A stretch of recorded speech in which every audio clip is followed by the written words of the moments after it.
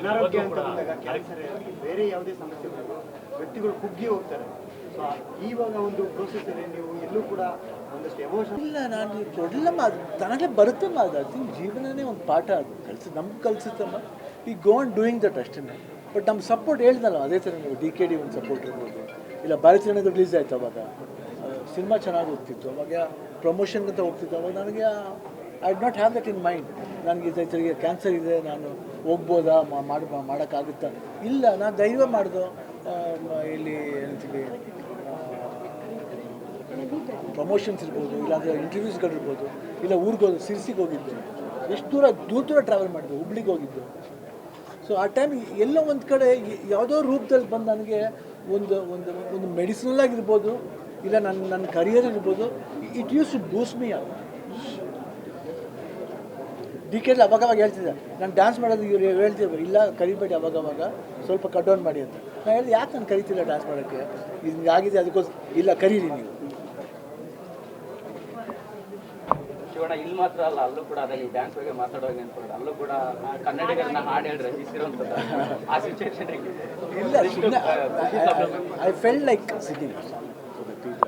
ಶಿವಣ್ಣ, ಕಾರ್ತಿಕ್ ಅವ್ರು ಹೇಳ್ತಾ ಇದ್ರು ಮೊನ್ನೆ ಪ್ರೆಸ್ ಮೀಟ್ ಅಲ್ಲಿ, ಆಫ್ಟರ್ 1 ಮಂತ್ ಆದ್ಮೇಲೆ ರೆಸ್ಟ್ ಮಾಡಾದ್ಮೇಲೆ ಉತ್ತರಾಖಂಡ ಶೂಟಿಂಗ್ ಅಲ್ಲಿ ಭಾಗಿಯಾಗ್ತಾರೆ ಅಂತ ಹೇಳ್ಬಿಟ್ಟು ಅಪ್ಕಮಿಂಗ್ ಪ್ರಾಜೆಕ್ಟ್ಸ್ ಬಗ್ಗೆ ಯಾವಾಗ ಶೂಟಿಂಗ್ ಅಲ್ಲಿ ಭಾಗಿಯಾಗ್ತೀರಾ ಆ ಬಗ್ಗೆ ಹೇಳ್ತಾ ಹೋಗೋದಾದ್ರೆ ಇವಾಗ ತಕ್ಷಣಕ್ಕೆ ಇವಾಗ ನಮ್ಗೆ 131 ಇದು ನಡೀತಾ ಇದೆ. ಇನ್ನೊಂದು ಅದನ್ನು ಐ ಥಿಂಕ್ ರಾಮ್ ಚರಣ್ ಅವ್ರದ್ದು ಒಂದು ಅದೊಂದು ಸ್ಟಾರ್ಟ್ ಮಾಡ್ತಾ ಇದ್ದೀನಿ. ಅದು ಸ್ಟಾರ್ಟ್ ಮಾಡಿ ಅವ್ರದ್ದು ಒಂದು ಪೋರ್ಷನ್ ಮಾಡ್ತಾ ಇದ್ದೀನಿ.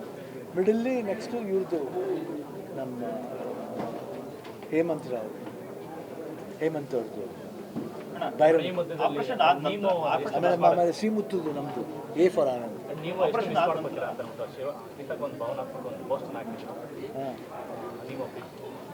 ಅದು ಭಾಳ I think it was very touch. ಏನಂದರೆ ಜಾಸ್ತಿ ಮೇಡಮ್ ಹತ್ರ ಇರುತ್ತೆ, ಬಟ್ ನೀವು ನಂಬಲ್ಲ, ಆಲ್ಮೋಸ್ಟ್ 1.5 year ನನ್ನ ಹತ್ರ ಜಾಸ್ತಿ it was more coming near me.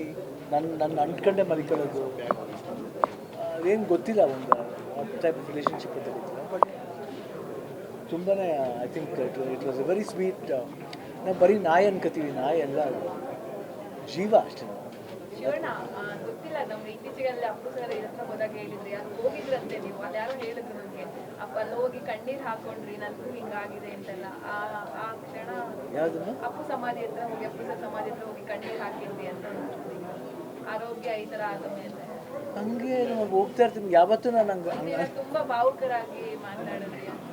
ಇಲ್ಲ, ಆ ಥರ ಎಲ್ಲ ಯಾವಾಗಲೂ ಆ ಥರ ಮಾಡೋದು. ಶಿವಣ್ಣ, ಜೈಲರ್ 2 ಬರ್ತಾ ಇದೆ, ಅದರಲ್ಲಿ ಏನಾದರೂ ನೋಡ್ಬೋದಾ?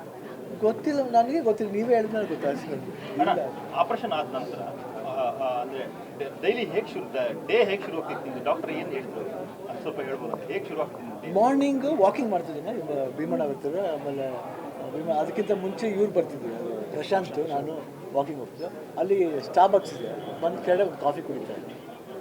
ಮೇಡಮ್ ಬರ್ತಿದ್ವಿ, ಕೂತ್ಕೊಂಡು ಸ್ವಲ್ಪ ಹೊತ್ತು 1/2 hour ಅಲ್ಲಿ ತಿರ್ಗಾ ಮೇಲೆ ಹೋಗಿ ಸ್ಲೋವಾಗಿ ಅಲ್ಲಿ ಅಡುಗೆ ಶುರು ಮಾಡೋದು. ಅಡುಗೆ ಸ್ಮೆಲ್ ಅವಾಗ ಶುರುವಾಯಿತು ಅಂದರೆ ನೈಟ್ ಮಲ್ಗೋವರೆಗೂ ಆ ಸ್ಮೆಲ್ ಇರ್ತಿತ್ತು. ಡೈಲಿ ಒಂದೊಂಥರ ರೈಸು, ಚಿಕನ್ ಬಿರಿಯಾನಿ ಡಾಕ್ಟ್ರಿಗೆಲ್ಲ ತಿನ್ನಿಸ್ಬಿಟ್ಟಿದೆ. ಈಗ ಸಹಜವಾಗಿ ಅಭಿಮಾನಿಗಳಿಗಿರೋಂಥ ಕುತೂಹಲ ಅಂದರೆ ಓಕೆ, ಆರಾಮಾಗಿದ್ದೀರಾ, ಎದ್ದಾಗಿದ್ದೀರಾ, ಅದ್ರ ಬಗ್ಗೆ ವಿಚಾರ ಇಲ್ಲ.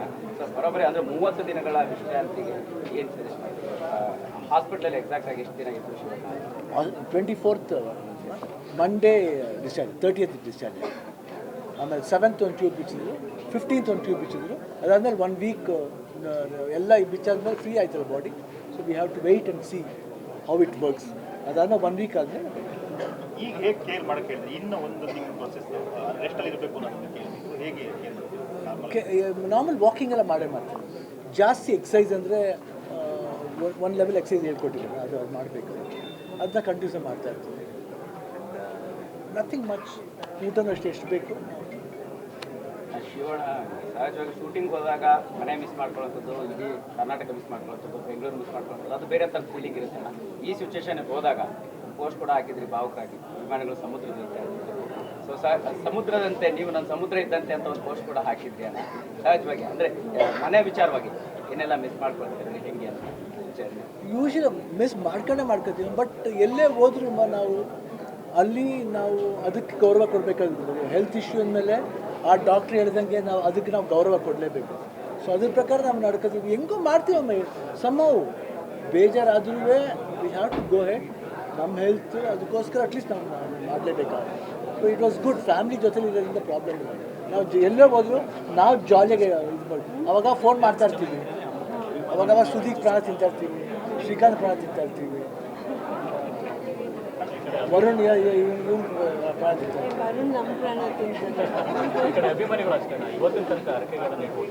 ಇಲ್ಲ ಇಲ್ಲ ಅದೇ ಮರೆಯೋಕೆ ಇಟ್ಸ್ ವೆರಿ ಡಿಫಿಕಲ್ಟ್. ಒಂದು ವರ್ಡ್ ಹೇಳ್ಬೋದಮ್ಮ, ಅಯ್ಯೋ ಅವ್ರ ದೇವ್ರು ಅದು ಬೇರೆ ಸ್ಥಾನಮ್ಮ. ಈಗ ಆ ಭಾವನೆಗಳನ್ನ ಹೇಳ್ಕೊಳಕ್ಕಾಗ ಅದನ್ನ ನಾವು ಅನುಭವಿಸ್ತಾ ಇದ್ದೀವಿ. ಆ ಫೀಲೇ ಬೇರೆ. I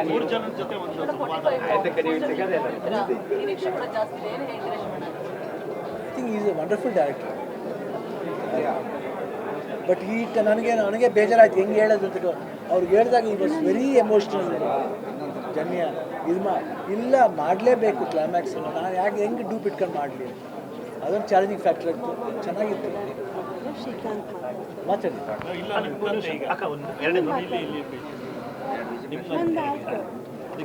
ಇಲ್ಲ ನಾನು ಇನ್ನೊಂದು ದಿವಸ ಅವ್ರ ಜೊತೆ ಸಂವಾದ ಕೇಳು